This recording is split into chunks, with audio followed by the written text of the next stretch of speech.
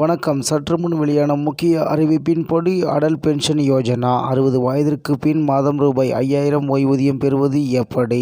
செய்தியை முழுமையாக கேட்கறதுக்கு முன்னாடி நம்ம சேனலை சப்ஸ்கிரைப் பண்ணலாம். சப்ஸ்கிரைப் பண்ணிக்கோங்க. மறக்காம பெல் பட்டனை கிளிக் பண்ணிக்கோங்க. அப்போ தான் நம்மளுடைய அப்டேட்டட் நியூஸ் உங்களுக்கு உடனுக்குடன் வந்து சேரும். மத்திய அரசின் மிக முக்கியமான சமூக பாதுகாப்பு திட்டமான அடல் பென்ஷன் யோஜனா அதாவது APY கடந்த ஏப்ரல் 21, 2026 நிலவரப்படி 9 கோடி பதிவு என்ற இமாலய இலக்கை கடந்து சாதனை படைத்துள்ளது. குறிப்பாக 2025 முதல் 26ஆம் நிதியாண்டில் மட்டும் 1.35 கோடி புதிய சந்தாதாரர்கள் இணைந்துள்ளனர். இந்த திட்டத்தின் சிறப்பம்சங்கள் மற்றும் நன்மைகளை பற்றி விரிவாக பார்ப்போம். அதாவது இந்த திட்டம் 60 வயதிற்கு பிறகு நிலையான வருமானத்தை உறுதி செய்வதற்காக உருவாக்கப்பட்டது. இதன் 3 முக்கிய தூண்களாக 60 வயதிற்கு பிறகு மாதம் ரூ.1000 முதல் ரூ.5000 வரை ஓய்வூதியம் கிடைக்கும். சந்தாதாரர் காலமானால் அதே ஓய்வூதிய தொகை அவரது மனைவிக்கு தொடர்ந்து வழங்கப்படும். சந்தாதாரர் மற்றும் அவரது துணையும் காலமான பிறகு திரட்டப்பட்ட மொத்த தொகையும் வாரிசுதாரரிடம் அதாவது நாமினி ஒப்படைக்கப்படும். முக்கிய நன்மைகள்: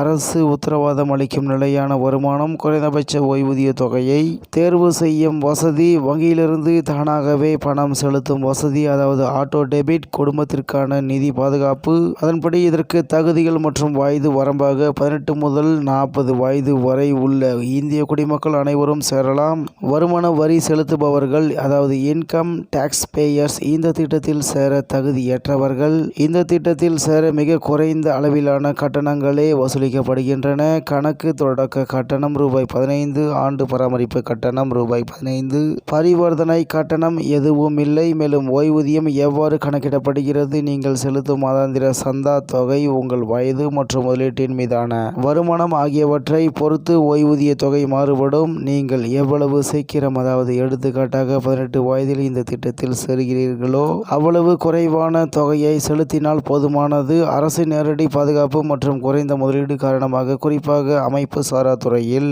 அதாவது அன்ஆர்கனைஸ்டு செக்டார் உள்ளவர்களுக்கு இத்திட்டம் ஒரு சிறந்த வரப்பிரசாதமாகும். பாதுகாப்பான எதிர்காலத்திற்கு இது ஒரு நம்பகமான முதலீடாக பார்க்கப்படுகிறது என்று தகவல் வெளியாகியுள்ளது என்பது குறிப்பிடத்தக்கது.